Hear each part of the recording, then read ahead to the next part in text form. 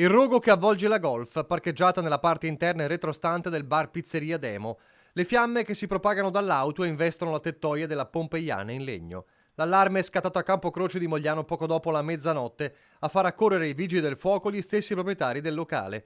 Abitano al piano di sopra e appena hanno visto e sentito cosa stava accadendo sono usciti subito e hanno chiamato i pompieri, mentre i vicini impauriti osservavano uno dei più noti locali della zona venire aggredito dall'incendio. Ho sentito lo scoppio, ho sentito gli allarmi che partivano, l'allarme, e poi sono guardato fuori, ho visto l'incendio praticamente, ho visto sto fumo nero. Due le squadre dei vigili del fuoco in azione per domare le fiamme, mentre il rogo e il fumo danneggiavano anche una parte del locale e dell'abitazione.